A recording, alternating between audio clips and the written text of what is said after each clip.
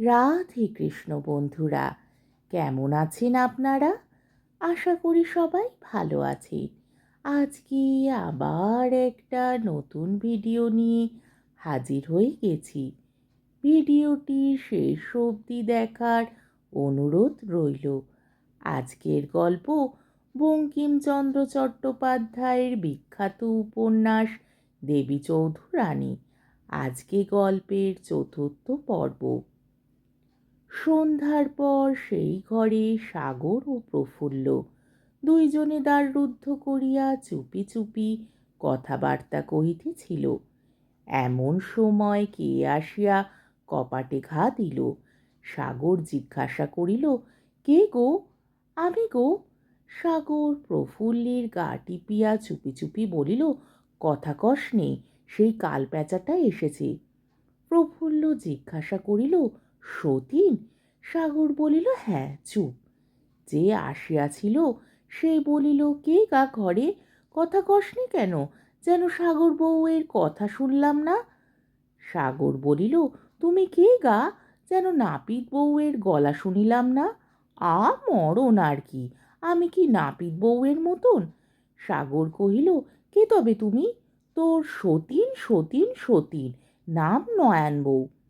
বউটির নাম নয়নতারা, লোকে তাহাকে নয়ন বউ বলিত, সাগরকে সাগর বউ বলিত। সাগর তখন কৃত্রিম ব্যস্ততার সহিত বলিল, কে দিদি? বালাই, তুমি কেন নাপিত বউয়ের মতন হতে যাবে? সে যে একটু ফর্সা। নয়ন কহিল, মরণ আর কি, আমি কি তার চেয়েও কালো? তা সতীন এমনই বটে, তবে যদি 14 বছরের না হতিস। সাগর বলিল, তা 14 বছর হলো তো কি হলো? তুমি 17, তোমার চেয়ে আমার রূপও আছে, যৌবনও আছে। নয়ন কহিল, রূপ যৌবন নিয়ে বাপের বাড়িতে বসে বসে ধুয়ে কাস। আমার যেমন মরণ নাই, তাই তোর কাছে কথা জিজ্ঞাসা করতে এলাম। সাগর কহিল, কি কথা দিদি? তুই দৌড় খুললি নে, আর কথা কব কি? সন্ধে রাত্রে দৌড় দিয়েছিস কেনলা? আমি ভাই লুকিয়ে দুটো সন্দেশ খাচ্ছি, তুমি কি খাও না? তা খা খা। নয়ন নিজে সন্দেশ বড় ভালোবাসিত। বলি, জিজ্ঞাসা করিতেছিলাম কি আবার একজন এসেছে নাকি? সাগর কহিল, আবার একজন কি, স্বামী?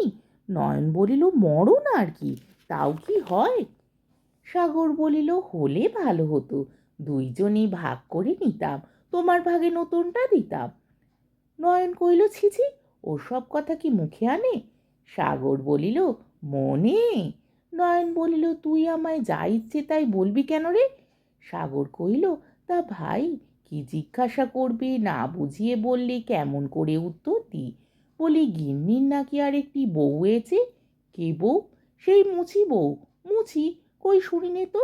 মুছি না হয় বাগদি, তাও শুনি নে। শোনো নি, আমাদের একজন বাগদি সতীন আছে। কই না? তুই বড় দুষ্ট। সেই যে প্রথম যে বিয়ে, সে তো বামুনের মেয়ে।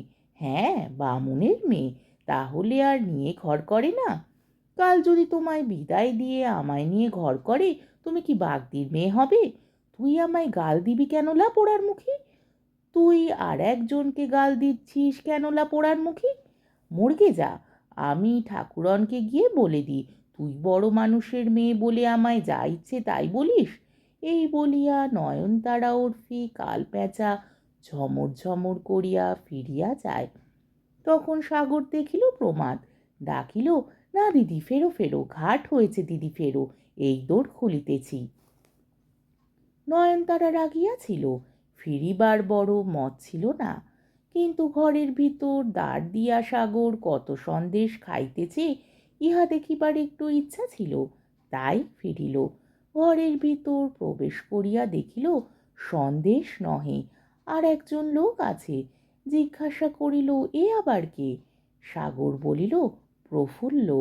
নয়ন জিজ্ঞাসা করিল, সে আবার কে? সাগর উত্তর করিল, মুছি বউ। নয়ন বলিল, এই সুন্দর? সাগর কহিল, তোমার চেয়ে নয়। নয়নতারা বলিল, নে আর জ্বালাস নে, তোমার চেয়ে তো নয়। আজকের পর্বটি এইখানেই শেষ হলো। আমার ভিডিওটি যদি আপনাদের ভালো লেগে থাকে, তাহলে আমাকে কমেন্টের মাধ্যমে আপনাদের মূল্যবান মতামত অবশ্যই জানাবেন এবং আমার ভিডিওটিকে লাইক ও শেয়ার করার ও আমার চ্যানেলটিকে সাবস্ক্রাইব করারও অনুরোধ রইল। তাহলে আজকের ভিডিওটা এই অবধি। পরের দিন আবার এই গল্পেরই পঞ্চম পর্ব নিয়ে হাজির হয়ে যাব।